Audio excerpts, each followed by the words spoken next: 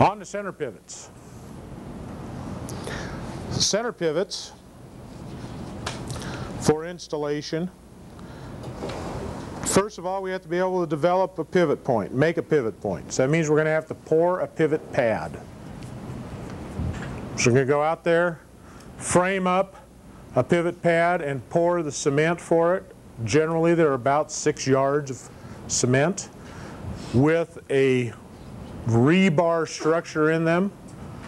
Each pivot manufacturer has their way of doing it, but generally you're going to have a rebar around the perimeters embedded in the concrete, oftentimes a cross of rebar through the middle of the pad, and also rebar down in the corners, because quite often the corners are poured deeper than the pad itself, so that you basically have 4 anchors.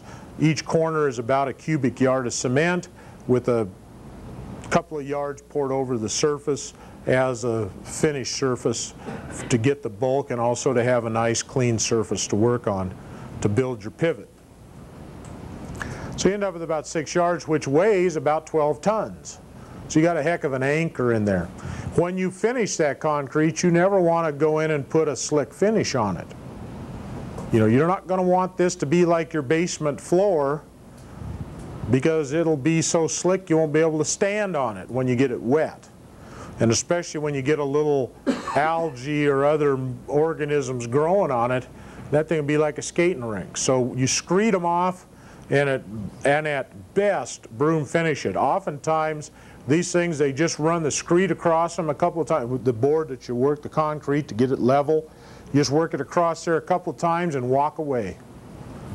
That's good enough. You want a really rough finish so that nobody's going to be slipping when they're standing on it. Now, also the way the pivot anchors down to it is quite variable. Some will put a bolt in each corner tied into the rebar, and so you set the pivot point and you have to have those bolts centered perfectly in each corner so that the thing sets right down on it when you're building it. A lot of the companies simply use chains, and then they'll tie down with turnbuckles to the chains that come up out of the concrete. So you expose 4 or 5 links of heavy chain and then put a turnbuckle on it and tight, and the turnbuckle then is anchored to each leg of the pivot. Most pivots have 4 legs, and you end up with 4 turnbuckles sucking them down. Some pivots have a tripod instead of 4 legs, so you'll have 3 legs and a little different looking pad. That is the anchor to keep the pivot in place. Then you simply build the superstructure on that for the standard to start hooking the pivot up to. And it's like a giant erector set. You just follow the book on how to build it. Bolt A goes into hole A. Nut A goes on bolt A, and so on. And then it'll tell you also the minimum torques that each one of those should have on them. And you have to be careful. Some of those nuts and bolts will be better grade than others. They'll require more strength, so they might be grade 5 bolts or grade 8 bolts and nuts, so you have to be aware of that. Realizing that there are differences in the strength of bolts and nuts that you can put on the system.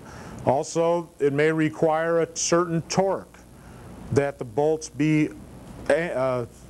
set to, so that they'll have a minimum amount of torque required, so that you won't have those nuts backing off over a season.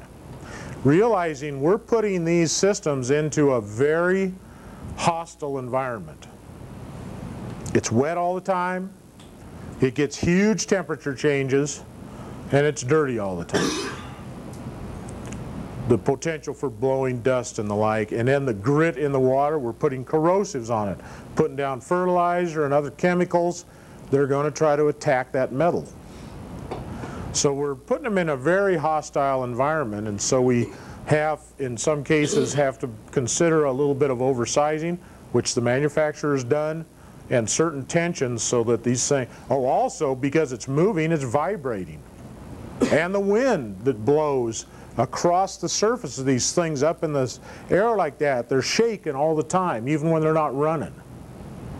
So we get a lot of vibration that's trying to work those nuts off the bolts. Most often you're going to find lots of those nuts are self-locking.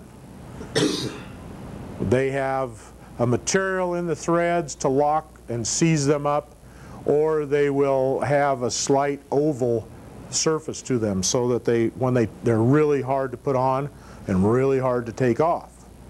Obviously you need power tools to put these things together, otherwise you'll be out there forever. So you need a ratchet out there, either electric or pneumatic power tools to put this thing together.